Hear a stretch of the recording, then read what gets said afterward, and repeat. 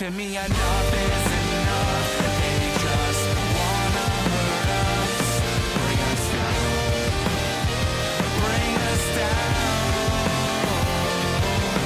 Enough is enough. We won't let them hurt us, bring us down, bring us down.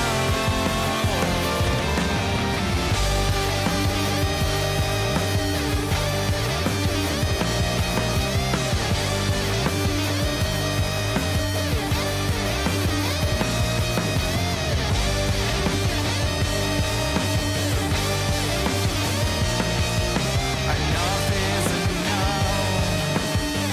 You won't bring us down, bring us down. Enough is enough. They just wanna hurt us, bring us down, bring us down. Enough is enough.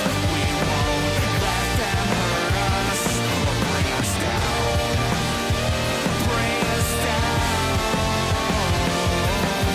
Enough is enough. Enough is enough, is enough, is enough.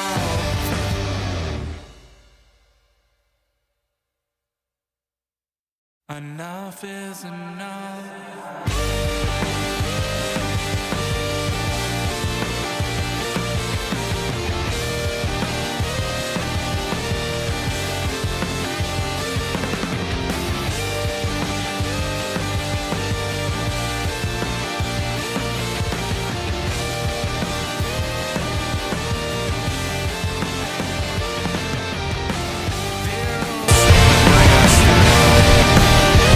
Bring us down.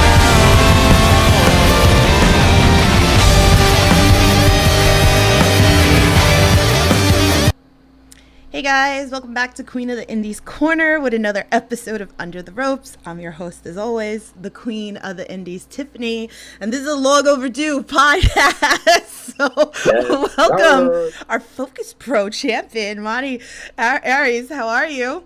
I'm all right, man. I'm out here. You almost messed up the last I one. know. You almost did. See, it's like an automatic thing too, right? Nah, like it's fine. It's fine. I'm like, damn, see? Natural, like it just comes out like that. Yeah. It's definitely the New Yorker in you. I don't talk right anyway, right? You say New York, like where the hell is the AWK or like hot dog? And it's like, well, where's the OG? Yeah. Right? So I I've been podcasting for years. I know I don't talk right, so I'm sorry. That's hilarious, man. But thank you for having me, man. I'm mad excited. I've been wanting to get on this for a minute. Yes. You know, it means so much to me when like people say to me like they want to come on this podcast. Like a lot of people always like come up to me and be like, I want to do a podcast with you, and I'm like, damn, I'm nobody. It's like so. That's funny. That's how I feel, man. That's how I feel sometimes now. Like sometimes like I've had a few podcasts reach out and stuff like that, and I'm just like, what? Why? You know, like for me, some of the stuff like still doesn't really hit. You know? Yeah, definitely. It's interesting out there, whatever, like that. But we have fun here. We talk food. I see good cop, bad cops in the chat already. You know, we have our laughs. We have our seriousness. You know, it's a jungle out there. So guys, if you're new here to the Under the Ropes series, here I interview everything independent wrestling, whether it's wrestlers, promoters, referees, backstage. I got you covered. If you guys got questions for Mani, please feel free, drop them into the chat. He'll be more than happy to answer all of your questions. Straight up. Well, it was fun. We just had a conversation like off air about like everybody messing up your name. Yeah, and like I mean, I might as well just clear it up now, right? Yeah. So for everybody, because for a long time, I mean, I could see why people make that mistake. You know, they'll say Manny because it's Mani. Right. But it's Mani. It's pronounced Mani, and it's only pronounced Mani because my real name is Armani. And I wanted to use Mani Ariez as my name, but you know, Mr. Chaos over there, you know, stealing my name and stuff. I always give him shit for it. And I'm like, man, you're the reason why I can't be Armani Aries. So I just cut it down to Mani. Oh, we have a lot of like one date, like the same names going around, and Yeah. we got tag teams with like the main event. You got the main event here in New York, and then you had them when they wrestled the other main event, but it's like the difference of it's like MAIN and then MANE, and it's just it's A crazy. little- And then when they wrestled each other, I forget which promotion. God, this was years ago. I can't remember the promotion that it ran at, but it was like, yes, main event versus main event. So dope. you never know. You never know. So, all right, let me give some love in this chat. Pretty much, we got everything pro wrestling's in here. Shout out to you, Sure. you're Run everybody. it up, chat. Give him a follow. He's got you covered with AEW, WWE, all that fun stuff. Give him some Hell love. yeah. Soup Kids in the chat. He said he put it in parentheses. Mani. See? There you go. See? There you go. Thank you. We have to. Love. Good cop, bad cop's in here. He says, hi, this should be a good one. He goes, this Brit needs a translator already with all these accents. That's hilarious. That is so bad. I don't think me and you are as worse as me and Alec Price. Oh my God, yeah. Alec Price got a heavy accent on him, man.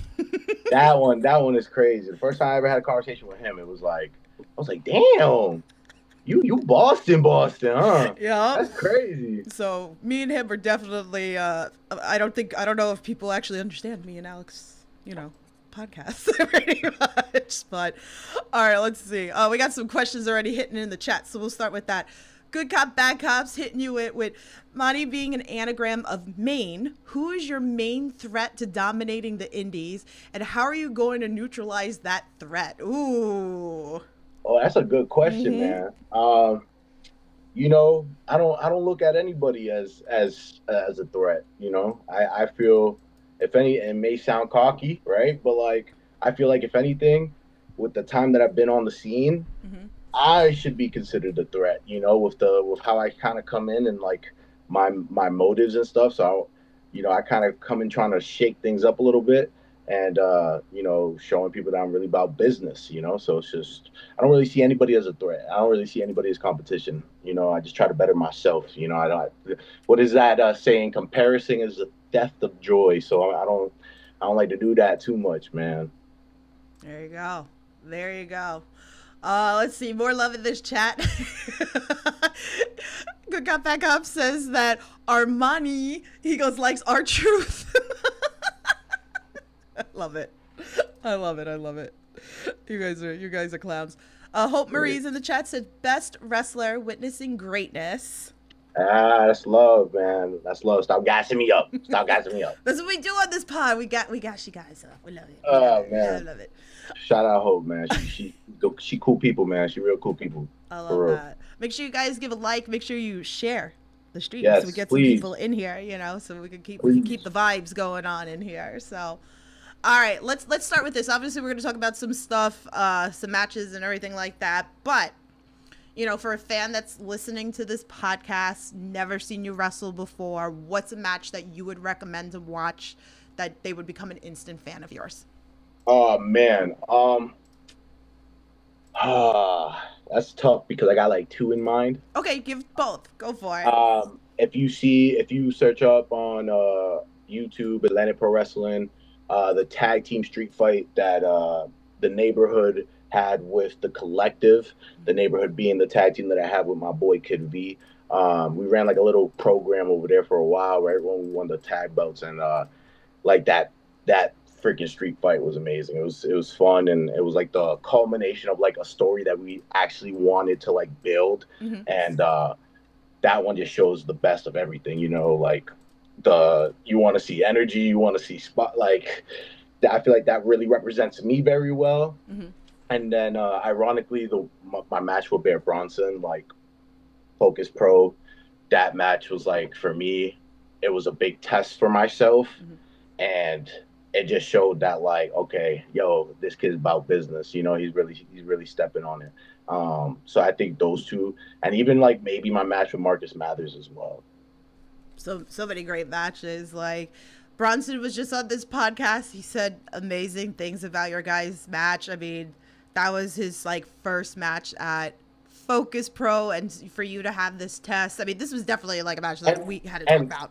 and honestly, ironically, like I was just coming off of like a little back scare injury myself. Mhm. So like I was on the shelf for a minute. So like this match, I had to make sure that like I wasn't going to like I was going to be able to do and hold up the way that I wanted to, especially because it was being like I think either my first or it was probably my second title defense since winning the belt, and then like pushing to come back from there because like even just taking like 3 months off, like trying to get that conditioning back up, like the rust because you'll rust up fast if you ain't staying consistent. So it was just like I didn't want to be going in there and then him coming over here and having this match for me and then him walking away being like, damn, that kid sucks. Like I always try to go into every match with the mindset of being like, I want to do so well that my opponent walks away and like in the car is like, damn, that kid is fired, bro. Like I was expecting something completely different. I always want to give everybody, whoever I work with, a freaking great match. I remember like after your match or whatever, I remember you and me were like tweeting at each other, and I'm like, oh man, the chops, like, Yeah, oof. yeah, yeah. Bear throws it in, man. He throws it in. He lays them in, and he wrestles like how I like to wrestle. You know what I'm saying? It's not like we're not hard or anything, but you give some good something to be like a little wake up call. And it's Yeah. just like I love that because then it just puts me in there even more. Like I start to just be in the moment even more. But yeah, that was so fire. So definitely those. Definitely good. So good. And like again, like here it is, like, he's released and then he comes back and it's like kind of like the first ones, like everybody wants to work him now, right? So that's got to be like an Right. honor that like you were like one of the first ones, like, with his like, releasing stuff, and here he is, like. Dude, when the energy he came with, like it was so like it caught me off guard a little bit because like in my head I'm assuming okay this guy's been on TV, maybe he's like a little more, like not stubborn but just he's like this is what we're gonna do. I don't really feel like doing that, da da da. And he came in and he like as soon as I saw him he dapped me up, gave me a hug like if we was homies for a minute, and I'm like whoa, okay, cool. And then we're chopping it up about the match, and then like he's just flowing with it and we Yeah. flowing with each other, and it's just like holy crap. I was like I feel like I've known this guy for fucking years, bro, and I've only known this guy for like an hour, at that. So it was just like it was something so different. I think like we both kind of came into that match with the same energy and mentality, not wanting to let each other down or the company down, and just trying to prove something to ourselves type. And I think that's what made that match so like for me magical. Yeah, man. There's so if you guys are not following Focus Pro, you should be Please. following Focus Pro. You've had such amazing matches. The feud, you and Danny Miles. I've been so blessed and honored to like have that with that company, man, because like honestly, like the way that I got there was just like honestly by chance. Like it was a random night. Somebody pulled from a show. Chase Del Monte reached out to me being like he had no guys to send to the show. He was like, yeah, he asked me if I wanted to pull up, and I pulled up, and like, yeah, I'll say like show up, show out as like a part of the moniker or whatever. Yeah. But it's really a motto that I do live by. So it's like, this is the first opportunity, the only opportunity. I always say, all you gotta do is give me one chance. Give me one chance, and I'll show you exactly why, you could utilize me. And I went in, I came in and I subbed in for somebody else. And then one booking turned into another, then another, then another. And then the guys they were giving me, I was like, holy shit. And I was only like a year and a half, 2 years, like just hitting my 2 year mark around that time. And I'm having these crazy ass matches with a lot of the guys that like, when I started coming and when I started watching the indie scene and going to indie shows, these were guys that I'm like, yo, these guys are dope. Oh man, if I got into wrestling, I need to have a match with them. Yeah. And I've had a match. I've been able to cross a lot of wrestlers off my bucket list just from the local scene, just because of Focus Pro, and I'll be forever grateful for it, man. They literally gave me the ball, and they were like, all right, bro, you want to run with it, and I'm taking every opportunity. I'm trying to make the most out of all of it. I'm trying to live every day as the Focus Pro champion like my last, man. And they put trust in me, and all I can do is just show them, all right, I got you. You know, let's work. Let's do something for this company. You know. Love that. Love that. This is why I always say support your local independents, venture out. I'm still venturing out. There's so many promotions I want to go to, but I mean, a lot of people like they put in the work. You guys put in the work for this to entertain us, Yeah. And like I can't thank you guys enough for what you do for us, you know. Hell yeah. So, the chat is flying. All right, let me grab some in here. Okay, Soup says, "How do you occupy yourself during a long drive?" Ooh. I listen to podcasts. I listen to podcasts or I freestyle, and that's really it. I'll listen to either my most recent podcast, the Neighborhood Pod, Mhm. or I'll throw on. I've been listening to Dungeons and Daddies a lot lately, and that one's a pretty good one. And then if not, then I'm just on YouTube, freaking throwing on random beats. There you go. There you go. All right, let's see. We got more stuff in the chat. Brother Abel says, "Is there one person in Wrestling Open you enjoy to have a match with?" Ooh, that was what we got to talk about Wrestling Open. Yeah, dude. He said, "What if there's one opponent that I Yeah. would want to have a match with at Wrestling Open?" Yes. Uh, Man, I mean, who wouldn't want a shot, or who wouldn't want to wrestle with the top guy, the face of the company, right? You know, Mr. WWID himself. It's like, you know, he that would be an ultimate test for me. You know, like Bear Bronson for me was, can I work a TV guy? Mm-hmm. Can I be at that level to be able to work on that next higher scale? Yeah. But then you look at Bryce Donovan and, you know, this is WWID, you know, this is, he's on Evolve every week, you know, and that would be the ultimate test to be like, can I run with a guy that WWE is scouting? You know, and if I could hang with that, then I know that I got what it takes to get there, you know. But yeah, probably him, hands down. Man, the Discovery Gauntlet, it's been great going on here. Jose Zamore, like Yeah. I've been talking about him like a lot. I love him. He's like the sweetest person, in person. Like I've seen him a bunch of places, like show up. So dope. He needs to come on this podcast too, hopefully in the future and everything like that. But like the Discovery Gauntlet again, it's great because it's like you're bringing in new people that like maybe you're not familiar with and everything like that. So like you wrestled Jose for that. I was so happy that I was like, oh, this is what Wrestling Open's all about, is like bringing people that you might not be familiar with, Right. and now we're gonna get familiar with you. Right. So definitely something that everybody should be watching Hell as well. yeah. That being just honestly, like for me, it was one of the goals going into this year Mm-hmm. to kind of debut for them. For like almost like a year and a half, a lot of people were just being like, "Yo, why aren't you at Open? Why aren't you pulling up to Open? Why aren't you doing Open?" And I'm just like, I just kept saying for a long time that like then wasn't the time, Mm-hmm. you know, just for the pure fact that I still felt like I needed to prove myself to myself Mm-hmm. to make sure that I could work at that level. Because looking at the guys that are on there regularly, Mm-hmm. I needed to make sure I had what it takes to get there because I didn't want to pull up there and not be able to hang. Right. And then I also, you know, looked at the roster. You know, I know what I bring to the table, and when I looked at the roster at that time with everybody that they had, it was like they already got people. You know what I'm saying? They're Right. good right now.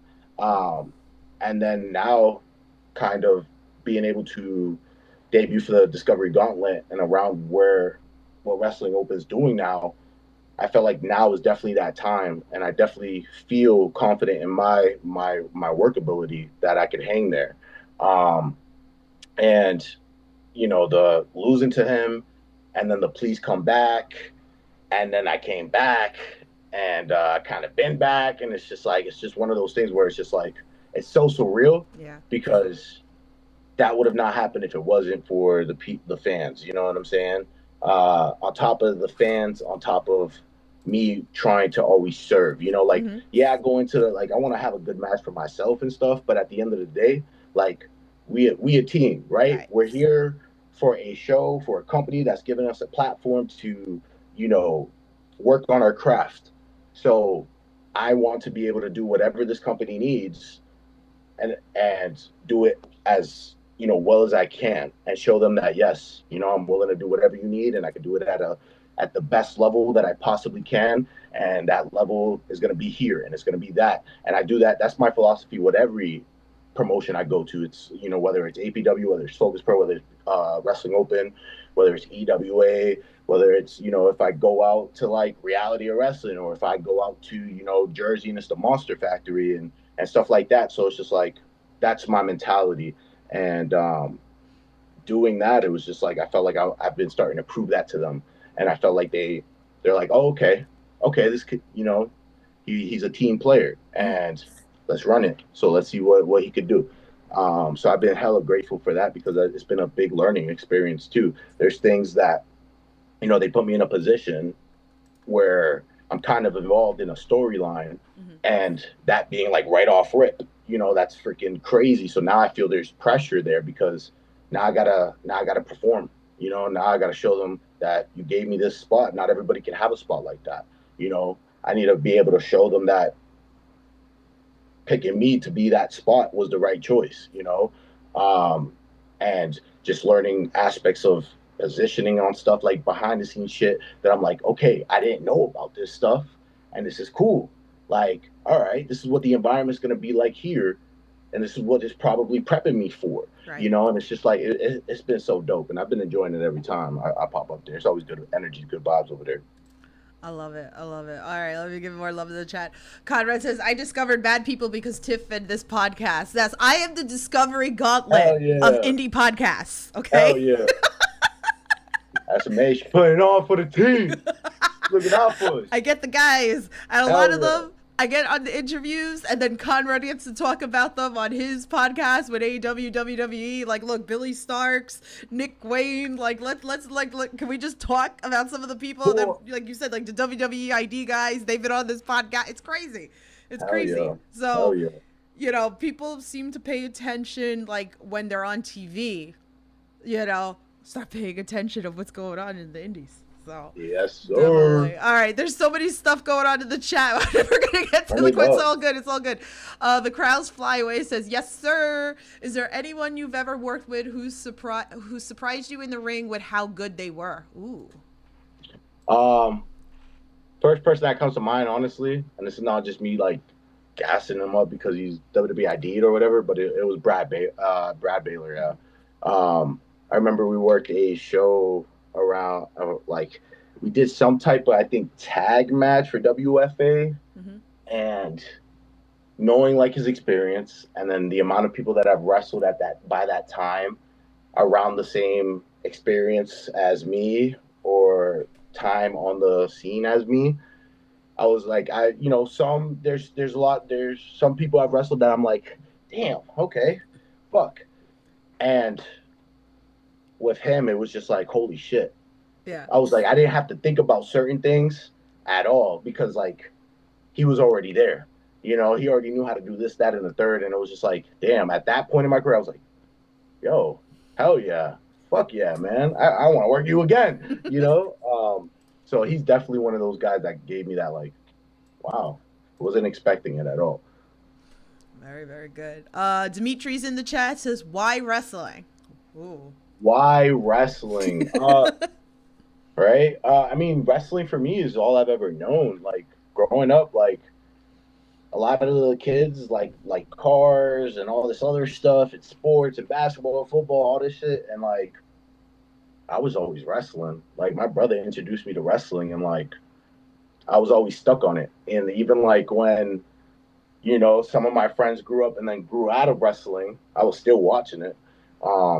I think it's a very good way. It was a very good thing for me growing up, being able to spend time on to separate from other stuff.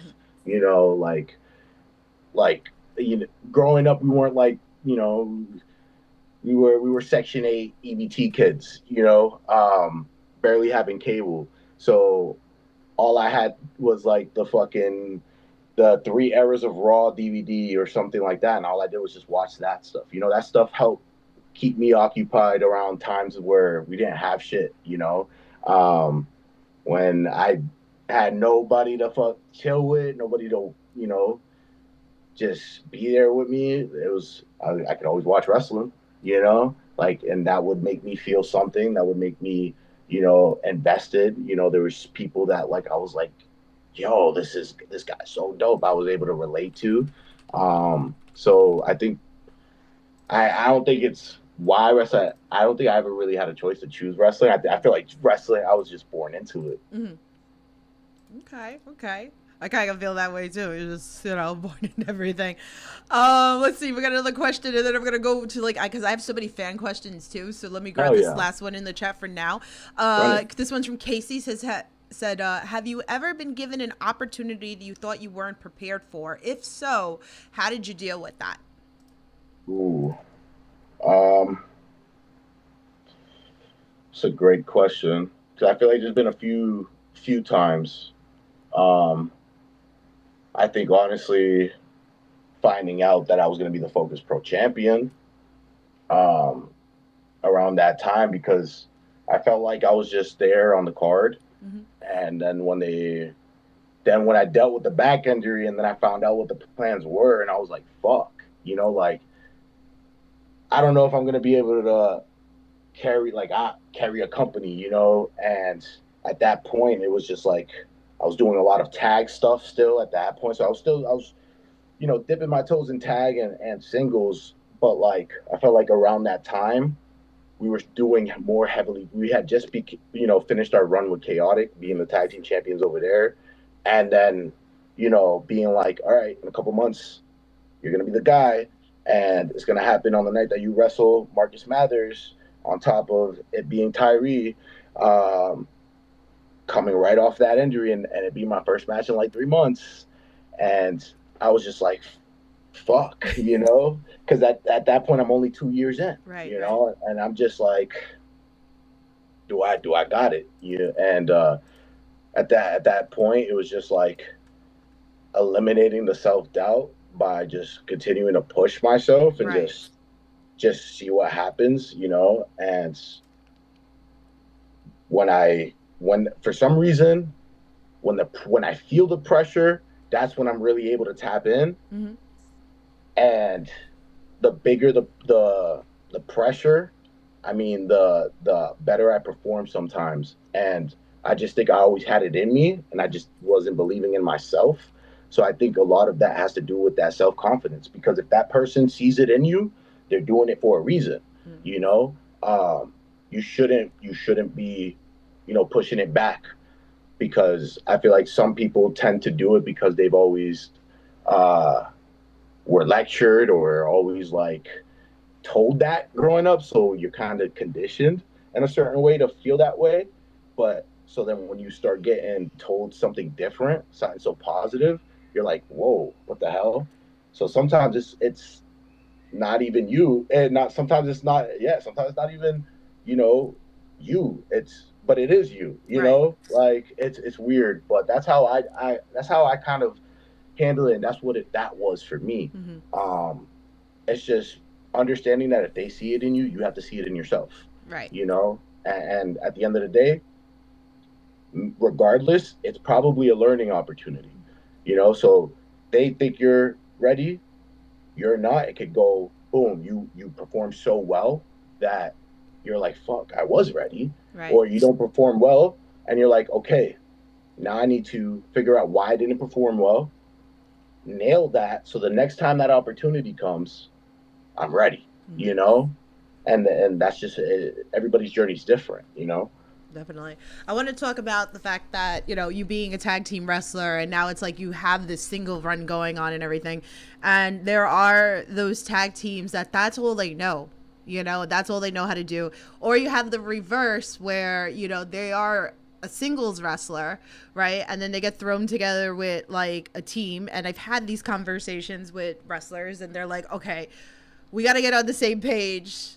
We have to do tag team things. And it's like that adjustment period of like, and then seeing established tag teams out there, and it's like putting that all together. So talk to us a little bit about that, about, being a tag team wrestler, and now like, like I'm really like on this singles run also.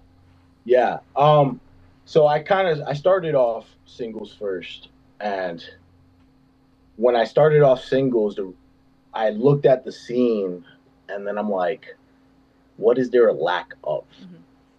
And the lack of is a lot of established tag teams. So I was like, how am I going to be able to make the most opportunities or get an opportunity? We need to be able to stand out. So I could have a solid tag team that'll make us stand out. Um, and I ended up, choosing my roommate, Kid V. And, for us, once tag team really started picking up, it was a whole different ball game because I feel like where I was and how I was understanding and learning the game as a singles guy then, going into the tag team, it was like, whoa, what the hell? Because there's so many other moving parts and so many other aspects that like I never took into consideration or I have to take into consideration now. And it's a whole nother like animal in itself, but in its core, it's still the same thing as being like singles. So then adjusting to it was just like, once we started picking it up, it was good and it was fine. But then when the singles run started going a little more, we kind of fell off a little bit on it and started worrying more on that instead. But all in all, like I try to take whatever I learned from it and bring it into the other one, if that makes sense. So there's a lot of times in tag team wrestling where you can make moments. So it's like, how do I make those same moments or build my matches singles in a singles way? And then being able to tell certain stories in a singles, how can I do that with 3 extra people? It's a weird balance, but I felt like doing both kind of helped me overall as a wrestler, because I feel like there's certain things that I wasn't clicking with me as a singles guy at certain moments in matches that I was able to understand easily by doing tag team. And then vice versa, like certain things with like hot tags and like other stuff without like pulling the curtain too back, but like all in all, it was hard, but I'm always ready. I'm always like expecting it, and I'm just always like just trying to learn and apply, and I'm already kind of expecting that these challenges will come and stuff like that. So I'm always kind of like on my toes regardless, if that makes sense. Definitely, totally. So I feel like this is the perfect segue to talk about Rad Pro Wrestling, pretty much, because of that. Shout out to Max Smashmaster. Yeah. We love him here or whatever. Like, if you guys are interested, I've interviewed Max Smashmaster before, so you can check out those interviews. We go deeply into, Rad Pro Wrestling and everything like that. And I think one of the main things, and usually like whoever's been on that roster that's been on this podcast and everything like that, we definitely talk about the fact that it's like, okay, you're known as like whatever character you play everywhere else. But when you go to Rad Pro Wrestling, you're given completely different names, completely different characters. And the whole point is, to like break out of your comfort zone and tap into something that, you might not be familiar with, but it will help you, I feel like, long term. Right. So with that being said, talk to us about Rad Pro. As soon as I heard that Scott was putting that promotion together, I really wanted to be on there. I was like, yes, because like the mentality for me, I think it's such a good exercise in the sense of like what happens. There's a lot of guys that get signed to WWE and then their whole gimmick changes, or their name flips, or or you hear stories of like, New Day's the perfect example, where it's like, these 3 guys that were really well established as singles guys come together and now they're this whole completely different gimmick. How are they going to make this turn around? And then you've seen it a lot where guys fail and they can't get it over or they can't do it. But then like these guys did it or these guys did it. So it was just like prep. I feel like it's a good preparation to just expect something like that in the future, or knowing that that could be even a possibility in the future. So how would you handle that now? Right. And I was so for it. I was so ready for it.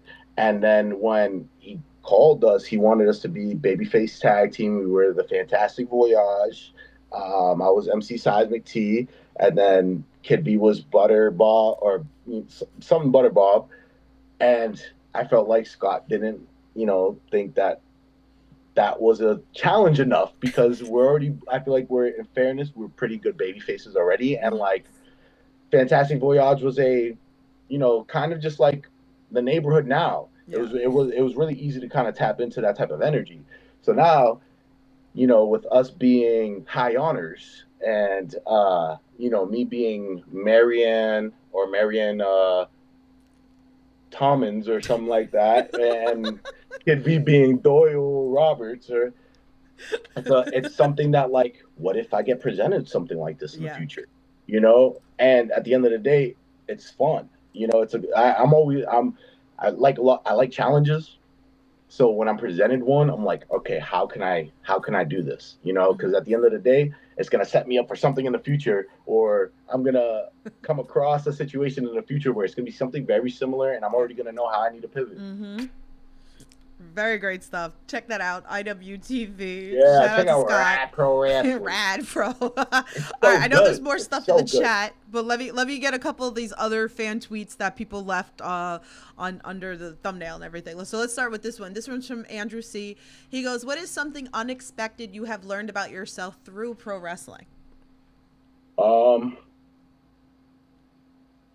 That I'm probably a lot stronger than I think I am, right? Because like this business is very demanding and it can be very hard. And I feel like if it wasn't because I love professional wrestling, if I got presented certain scenarios or situations outside of it, I don't think my mindset would be the same. So I feel like it taught me that and a little bit of like self-control, understanding that, there's a time and place for everything and understanding when to speak and when not to. Yeah, I feel like that's really all I got for that for sure. Yeah. That's good. That's good.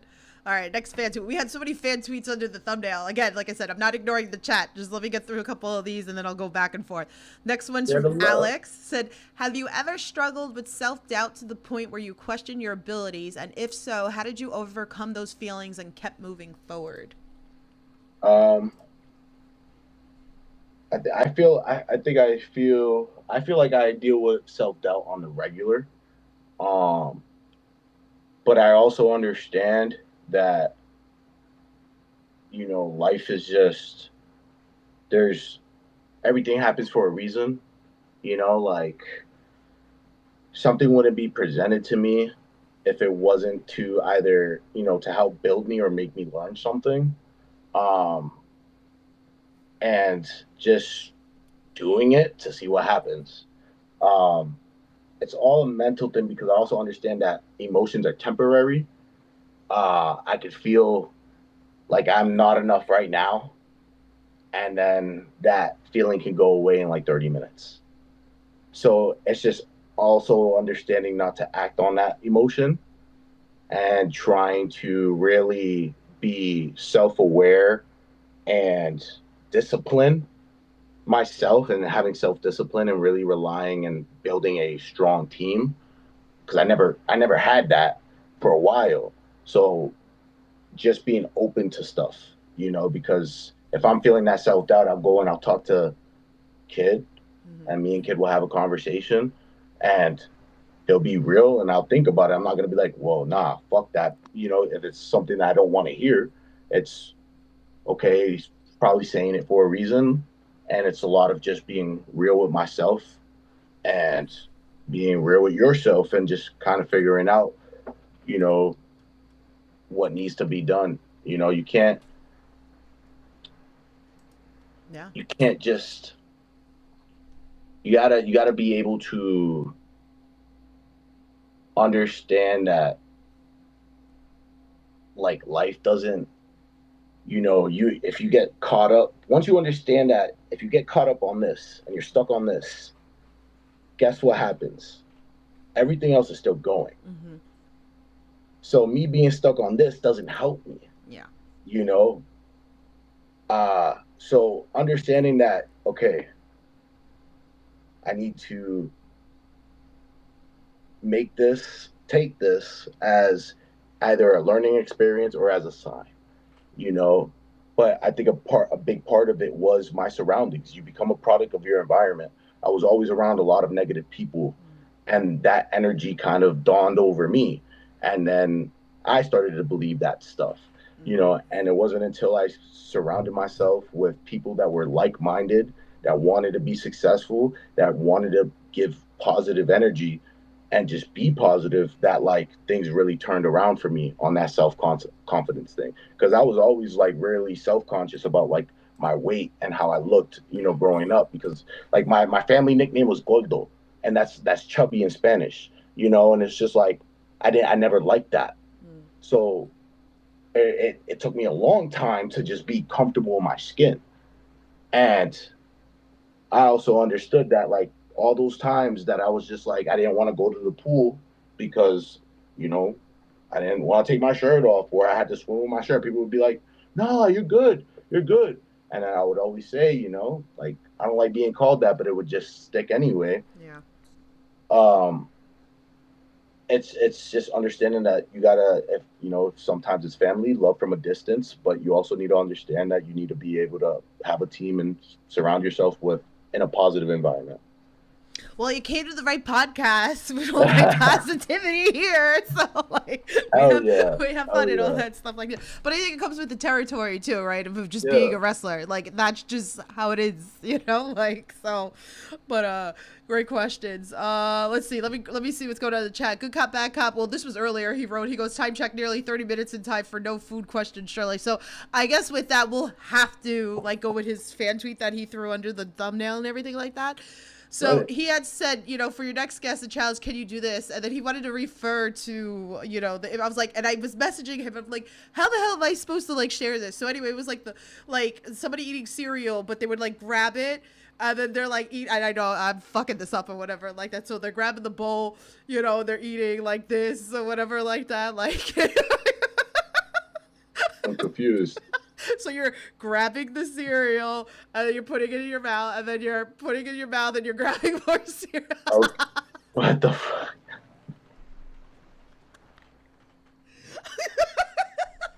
Okay. I'm sure like Good Cop Bad Cop is like dying laughing at me now because he was like, this is more interesting if you're gonna try to like, you know, describe Hit the the gift. emote. Like, yeah, cereal. Can you Agree. do it? Do you think you can do it? Uh, do like that for real? Yeah. Like eat a real meal like that? Yeah, see? Uh, I don't really know. I feel like that's a lot. I feel like that's I feel something like I would now. forget to swallow. I feel like that's something I have to do like backstage for an Indie Talks episode. I haven't done one in a while. Like where I record and like I bring the cereal and be like, can you do this challenge? Yo, I'm willing to try it. I'm willing to try it. I wish I had cereal on me right now. I would have just brought it right now.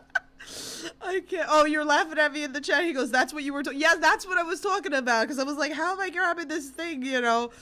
Oh, geez. He said, "Oh, the cereal has to be on your head." Oh, okay. Never mind. I thought it was like, you know. So I guess the What do cereal's on. you? Oh hell, no, I can't do that. Who the hell can do that? That's crazy. When That hell no. when I Alyssa ain't Morano getting comes milk. on this podcast, we got to talk to her about this. I ain't getting milk, bro. Like that. My bad. So, That's funny. Paul in the chat says, "What's your dream match from the current WWE AEW roster and past roster?" I mean, current dream match right now, honestly, is if I could get the neighborhood versus the Hardy Boys before before they hang up their boots, man. That's something that I would I could retire the next day and I'd be like I had a fulfilling career, you know. But the Hardy Boys, like Jeff Hardy was like the biggest for me. and kid loved the Hardy Boys too. And I feel like a lot of what the neighborhood is and its core is very Hardy Boy-esque. Yeah. And I would just love. I could only imagine what like I'd be able to learn from them. Because I'm always asking questions. I always want to pick brains. You know what I'm saying? And I could relate. I feel like I could relate a lot with Jeff and some of his struggles that he's had, and you know, just trying to seek guidance from them and stuff like that, and just that's number one, hands down, as a tag team, neighborhood versus the Hardy Boys all day, every day. And if it could happen, I freaking hope, one day it definitely does. And then if we're talking singles wise, uh, I would love to throw it down with that's tough because there's so many good ones. Because I feel like if we're talking like both WWE and then we're talking AEW. Yeah. If I had to choose one from WWE, I mean, I would love to run it with Dom. Like that's somebody right now because I feel like we're in that same like age era right now, and I feel like if I ever make it to the WWE, he's still gonna be there.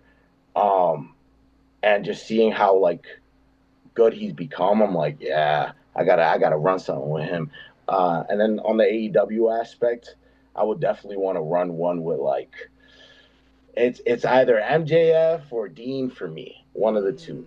Mm. Uh, but yeah, I feel like those are like the top ones that I feel like maybe possibly could possibly happen are probably achievable within the next 6 years.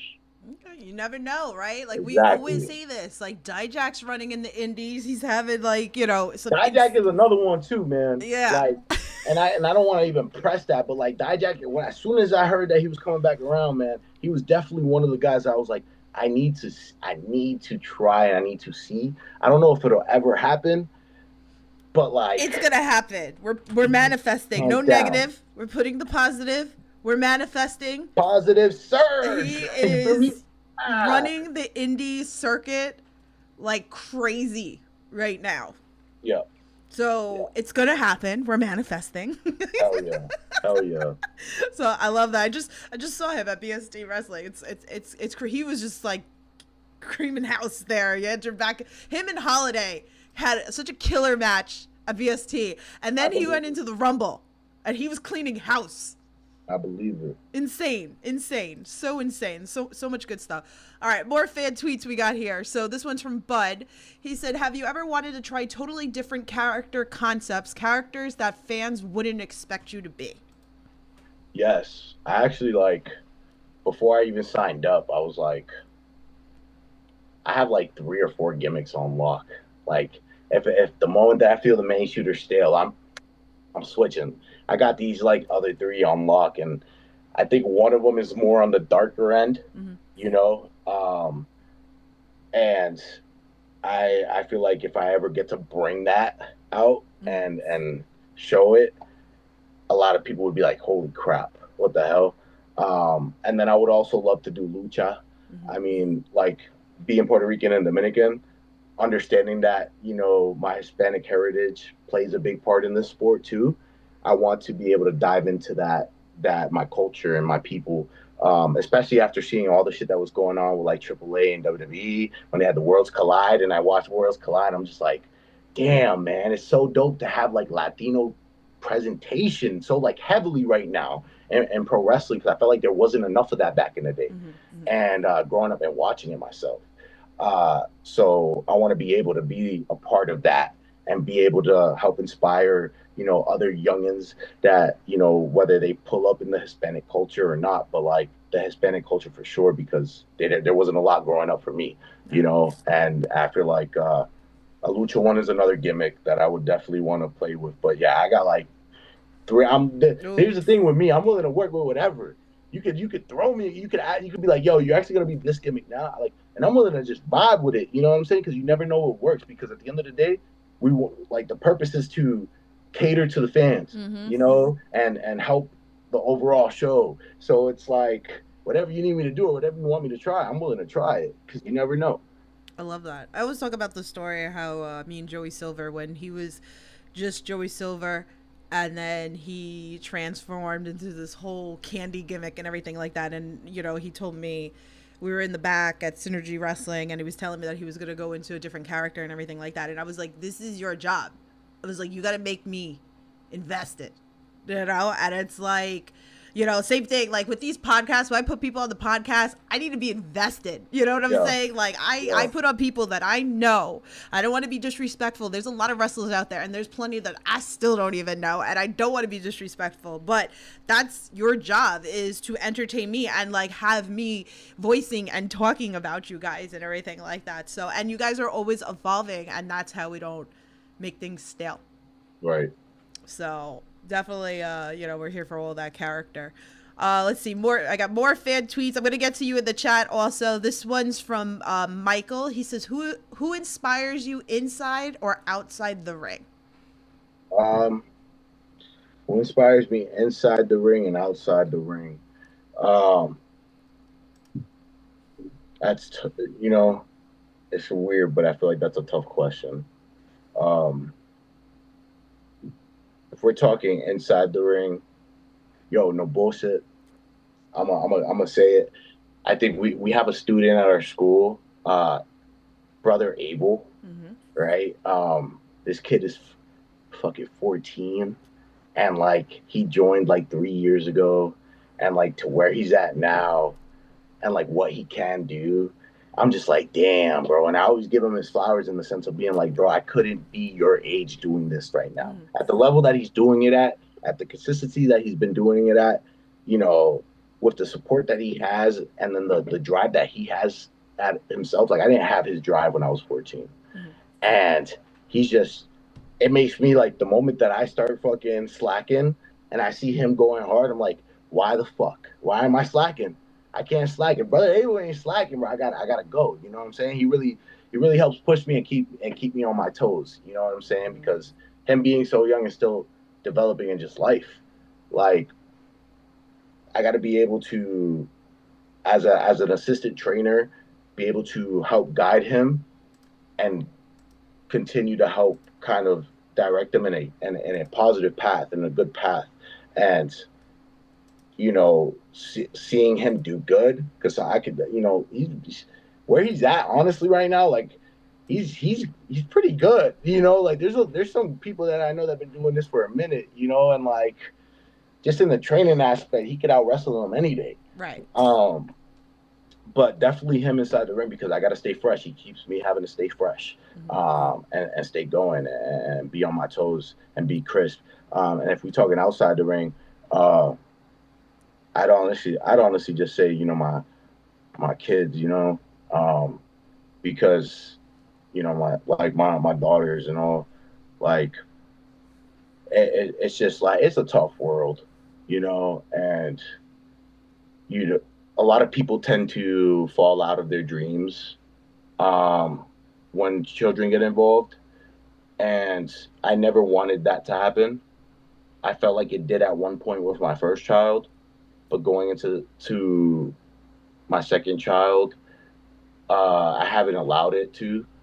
And, you know, just understanding that I know I can get to a point where I can make this my living and be able to provide for her. Because, like, you know, like, they don't ask to be put in this world. You know what I'm saying? They ain't asked to be put in certain positions that they got no choice to be put into. So the least I can do is just be able to live for them, do it in a way where we're all happy, and make sure that she's good. But yeah, honestly, outside of ring, my daughters for sure. I get all thing when I start talking about them. Love that. Definitely love that. Let's see what else. We got fan tweet from Caleb. He says, "How did you go from music to wrestling?" Ooh, yeah. So we got to talk about that, because it was funny. There was a couple of people that had no idea that, you know, you're all into music, and I knew, and they were like, "How? What?" And I was like, "I know all." I was like, I find everything out. I was like, you know. Realistically, when I chose to pursue music, I literally never thought about even looking into like professional wrestling. Like, I've always just watched it. And then like again, I was more on the heavy set side, so like I was like, there's no way I'm gonna be able to do half that shit, you know. So I just it never was a thought. So then music was boom. All right, here's music. You know, I love writing. I feel like I make decent music. I'm not one of those guys where I'm like, yo, I'm a rapper, and then you listen to me and it's like trash. Like I promise you, it's not trash. Um, but the more that I was doing it, the more that I saw everybody else doing it, and I'm just like, man, and the way that I wanted to make music, I know it was never going to pop off the way that I would want it to. You know, I try to create relatable music. You know, I try to be on the J. Cole side, you know, of things, being soulful, being real. Um, I kind of I started in Christian hip hop, you know, like so once I felt like that wasn't getting anywhere, I was like, damn, you know what? F it. You know, I have so many other passions, you know, and I was like, I'm not going to be the one that waits till, you know, you hear it all the time. I'm not going to be the one till I'm like 40, 50 years old. What if?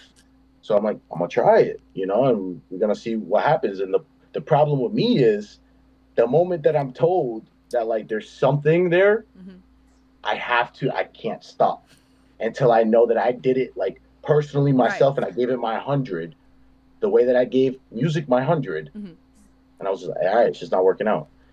So when I was told that, I was like, all right, I need to go as hard as I possibly can and see if there's something here. And then it just continued and continued. And then next thing you know, I'm here. And next thing you know, I'm there. And I'm like, oh, shit, cool. You know, so that's kind of how, like, I got into wrestling. Like, I just chose to start doing wrestling. Look at that. Look at that. See? I know, like, Zach and me were talking about it recently. He's like, I didn't know he did music. I'm like, how do you not know? I know. I was like, I'm the queen. I know all. I'm actually, I still make music. I still write. I'm actually working on an EP right now. So, like, I was debating on whether or not to drop it this summer or not. I'm still kind of holding off because I've been writing more songs. So I'm, like, low-key adding to it. So I'm just, music's not the top priority, but I still always have it there. Yeah. You know, it's another way for me to kind of de-stress. Yeah. You know? I love that. I definitely love that. All right, we have another fan tweet. This one's like the last one from the fans. So this one said, this one's from Stephanie. She said, I'm curious about is there anything you really value about the indie wrestling community that you wish more people got to experience or understand more? Like, is there something about the indie wrestling world that you think deserves more spotlight than it gets? Ooh, I love this because this will like I also follow back off my wrestling of positivity. So, yeah. But you can answer that, and then we'll go into my wrestling of positivity. I just think the rawness, you know, like the being so close, and that type of experience, you know, because like when you're going to a TV show, you know, you probably paying, you know, if you don't got the money, you up there high, you know, and it's just like, yeah, you're watching the Megatron. And it's like watching wrestling at home just without commentary. Right. I'd rather be at home watching it on TV so I can hear commentary, and I can see everything better. But like in most settings, the intimate settings, just being able to connect more and having those moments with the wrestlers, I think as fans really is a lot more. It's worth a lot more. You know what I'm saying? And it's more calm in there, and it's just like it's a different type of feeling because now you know, with the you know, the right wrestlers, you know, they're giving fans a sense of a place of comfort, a safe place, you know, and you really get that there, especially if you go to a regular event that's running regularly in your area. Yeah. You know, you start to know other people, you start to see regular other fans, you know, and then, you know, maybe those wrestlers start to recognize you. So now it's just like, shit, you're building a community. It's very, like, as much as people don't want to think about it, it's very community heavy, and it helps create a community, and it can help create a environment where if you felt like you didn't belong, you belong here. You know what I'm saying? Yeah. And I feel like that's everywhere. Absolutely. I always say that it's funny, and I joke around. I was joking about it with Bobby Orlando in his live stream yesterday, because Bobby Orlando was like seen me like all over the place: Connecticut, Massachusetts, New York, New Jersey, and then one of the days I was at Creative Pro. He goes, Queen of the Indies. He's like, where do you live? He goes, I see you everywhere, you know? And I was like, I live here. I was like, I'm like literally 12 minutes away. And he's like, you're everywhere. But that's the cool thing is a lot of times I go to wrestling alone. I mean, like you've seen me, like a lot of times, like I just go myself. And I might not know anybody, but because of the fact that I want to go see wrestling and like you guys and stuff like that, like whether it's an excellent card or I'm going for a particular wrestler or whatever it is. And I've built relationships with fans. And it's like, you're not really alone because you're enjoying, because we're all here for the same reason. It's just it's a wonderful place. Yes, the negativity or whatever like that, but there's positive. Yeah, they're definitely there. So we're gonna segue. This is my last question, and I see that there's more in the chat. If you guys got more, drop it into the chat. So my final question, obviously, wrestling with positivity, very important to me on this podcast and everything. Is there something that you could share, something that maybe you've done for a fan, maybe a fan's done for you, maybe a wrestler's done for you, something, or maybe you've done for a wrestler, anything that we wouldn't know unless you told us this story? Man, I feel like there's a lot of little things. But if I think about, the first one, it was, so when we announced that I was having my second daughter, big shout out, and I'm pretty sure you know this guy, Greg, the sign guy. Yes. I see him all the time. Yeah. He went out of his way to make a baby shooter onesie for my daughter, and he mailed it and everything. And around that time, I was still like really kind of like developing on the scene, so I was still dealing with those emotions and those struggles where like I don't think people care or whatnot, or I don't know if people are really backing me or support me. And around that time, I was really nervous, just in general, about announcing the baby and just putting that out there. And when he did that and mailed it, and I had it, I was like, damn, yo, like I went to a point where I felt like I had nobody, and now like I have a bunch of people that just want me to do great, and like this is like this little thing right here, like that means a lot to me because it's not for me. It's for somebody that's coming into this world, somebody that's so innocent. And it's just like the fact that you're willing to do that for me, like we don't like at that point we don't really know each other, you know what I'm saying? But that says a lot to me. And if you're willing to do something for my child, I'm willing to fucking do whatever I need to do for you, you know what I'm saying, to show that appreciation. It's a different type of level and different type of love and respect that I think, or I start to feel when stuff like that happens. So like me and Greg, like that's like nobody. I will mess someone up for him. Get out of here. You know what I'm saying? Like that's my dog, bro. Yeah, he's great. And he's been supporter day one. And I think honestly, there was this was probably like the toughest thing. If it wasn't for Kid, my tag partner, right, having him, there's definitely certain moments that I wouldn't be able to handle. There was a time last year, right before I went to go main event Atlantic Pro Wrestling. I find out about 30 minutes before that my cousin passes away, and I'm like, fuck, like last time we spoke, we weren't on good terms and stuff like that. So like I was really like kind of like beating myself up there. I'm like, shit, this, that, and the third. But like Kid was there the whole time. I had a team of guys right there with me that were like, yo, you're good. You're good. You're good. And I went out and I performed and I did the main event, fucking did what I had to do, and I left. But like I dead ass probably wouldn't not been able to walk through those curtains if I didn't have Kid V right there. And I always say Kid V's that angel that I've always prayed for, that I just need that one person to just not give up on me. And that's him. So that's like that's what I got there. I mean, if that answers it. But No, definitely. We love it. I'm here for all the, this is a major thing on this platform is wrestling with positivity because yourself, there's so much negative into the world of wrestling.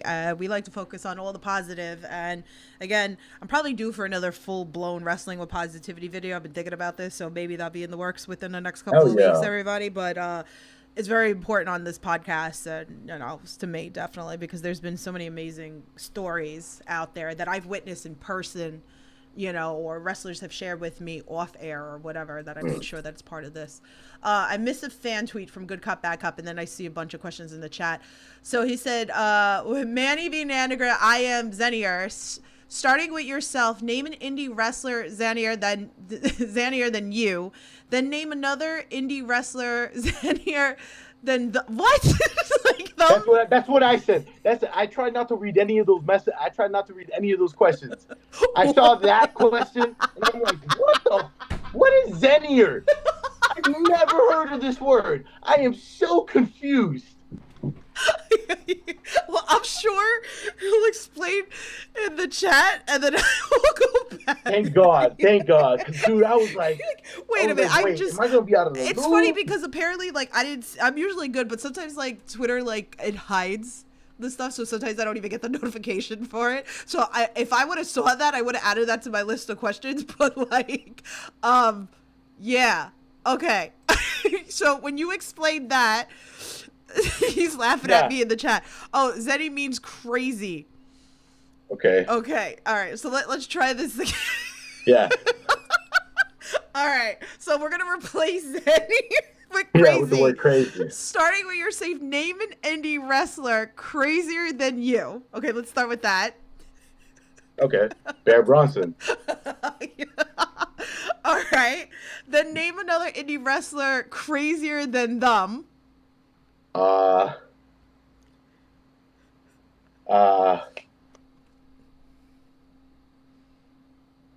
may be saying his name wrong. I don't want to though. Charles Mason. Yes. And then, all right. And then name another, or until you get to the craziest wrestler of the indie. I can't process. I already went. I don't know how crazier it gets. I mean, Slade? Yeah.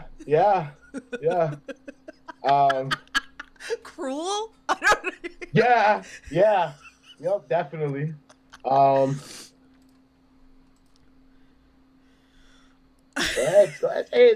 just going off of you. I'm just piggybacking up. Just keep naming them. That was all right. My answers. That was funny. All right, let me go back because I saw some questions in here. Okay, Hope said, any advice for young and upcoming wrestlers or advice for parents of young aspiring wrestlers?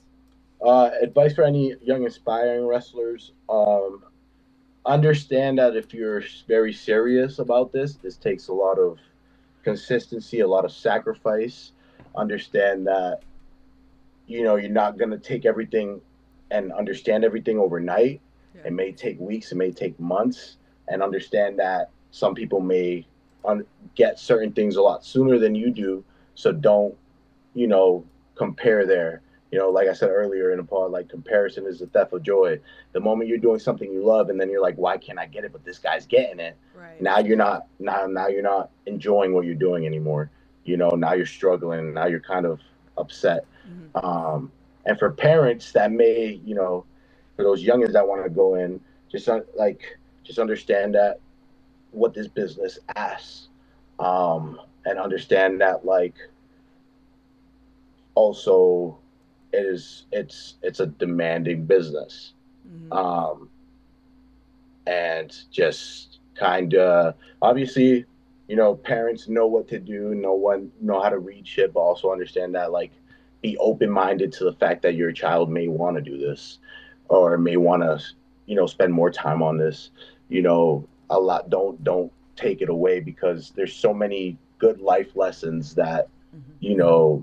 They could learn. There's so many things when it comes to structure and just how you approach things and professionalism that they can learn so early on that'll help them in the future and put them ahead of, a lot of other kids their age. Right. And understand that there is a balance. And that goes for both the young aspiring and the parents. Like, understand there got to be some type of balance and know how to approach that. And utilize the people, utilize the surroundings, and do your research. That's really it. That's all I can say, really. That's great advice. Still going through the chat. Brother Abel says, any wrestling promotion you have yet to wrestle for that you would want to compete at? Limitless Wrestling. Hell yeah. I'm talking locally. Reality of Wrestling. And then I'm trying to go down. I want to wrestle down south. I want to wrestle in Florida. I know there's I think it's CCW. I want to wrestle over there too. I just want to wrestle in Florida in general. But yeah, those are the first ones that come to my mind right off rip. There you go. There's a lot of promotions out there. I try to get a bunch of different wrestlers from like all different angles because like there's so much going on. Oh, yeah. Jeff Perkins in the chat. He goes, I'm at work. I'll definitely rewatch. Yes, sir. Wishing you all success. Grateful to have met you. Love and energy. And he puts lots of hearts. Is Zanny a British word? I don't know what. That's a good question. Let's see. Wait, did you tag Danny Miles? We talked about Danny Miles a little bit. No one wants to talk about that fool anyway. I don't want to talk about that fool. Homie talk about, ow, my rib. But then he wants to go attack me the way he did? Bump out of here. Charles Mason's going to handle him. Ooh, yes. I'm excited for that match. Let's go. I'm here for that match. I got really excited. I'm like, oof, I'm ready for it. So, Good Cop, Bad Cop said, is Charles Mason the craziest? No. And then Good Cop Bad said that this was a team answer. Yes, it's a team answer. There's a lot of crazy wrestlers out there. Yo, for real. Because, like, I ain't even hip to the deathmatch scene, bro. And I can only imagine. I've seen those There's clips. a lot of crazies. There's a lot of crazy. That's why I said Slade. I said Slade. Trust me. I love the deathmatch scene. I texted Bear Bronson. I was like, how are you still alive? Like, I don't know. That's some crazy shit, bro. I've been around a lot of the deathmatch scene. I've got hit with light tubes, like good flung, and me getting smacked with it. Like, I got hit with barbed wire. I got like. In fairness though, I'm acting like this now, but I promise you, like in the heat of the moment, I'd probably do all the same shit. See, I heard through the grapevine that glass is the easiest to do in a deathmatch wrestling, believe it or not. Yeah? That's what I was told. Because barbed wire sticks completely into you. Glass just smashes. Yeah. I mean, I'm a light tube girl, but like pure glass, like the glass, Mm-hmm. Yeah. Whatever. But I've been told that from deathmatch wrestlers that's like the easiest. If they say, I'll take their word for it, because I ain't gonna do it. So they're a different breed. If you guys are more interested with that, there's been plenty of the deathmatch scene on this podcast. So I got you covered. Just go through. There's Ben Sullivan and like John Wayne Murdoch and Akira. Like, forget it. Like, it's just crazy. Yeah, they are crazy. So, all right, let's talk about what you got coming up. I got some graphics here, for if people want to come see you. Oh, yeah. So tell people what you got coming up. We got APW and Derry, July 12th. Yeah. July 12th. And then I got EWA this Sunday. And then we got Focus Pro July. Oh boy, that's the date I forgot. It was shit. Hold on, we're on it. We're gonna get it because we love July Focus 13th? Pro. I'm sorry. July 13th. I think so. Yes, July 13th. I got the calendar right here. There you go.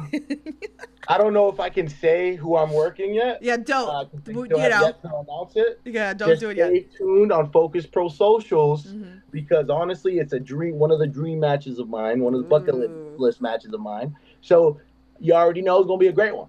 There you go. There you go. Yes, sir. So tell everybody where they can follow you if they're not following you already. You can find me on the Instagram, the Facebook, the TikTok. That's Mani Ariez, MANIARIEZ, baby. And on the X/Twitter, it is Aries_Mani with a S. He said that with his chest.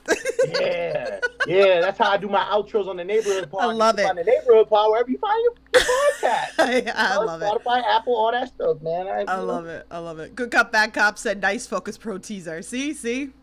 That's what we do around here. Pull up. Is there anything else you want to tell the fans before we get out of here? Stay safe, show love, and just continue to try to be a light. You know what I'm saying? Don't tie nobody down. Life's already hard. The best thing you can do is just plant seeds, man, because it'll be worth it in the long run. And take care of yourself. Take care of your mental health. If you're dealing with stuff, go get that help. Don't believe the lies. You know what I'm saying? And sometimes you just need to let it out. And that's all you need to do. You know what I'm saying? So, yeah, love one another. Yes, sir. Love it. But thank you for coming on here and chatting with us for a little bit. It was a good time. Oh yeah, thank you for having me. Absolutely. Thank you to the fans. You guys really came in. I was like, oh wow. I was like, okay. I was like, look at all these fan questions, and the chat was popping. So I appreciate it. I'm sure he'll come back on later down the line for another podcast. We're gonna get you over on the Neighborhood Pod. Hell yeah, we're gonna do it. We're gonna hook it up. So. Hell yeah.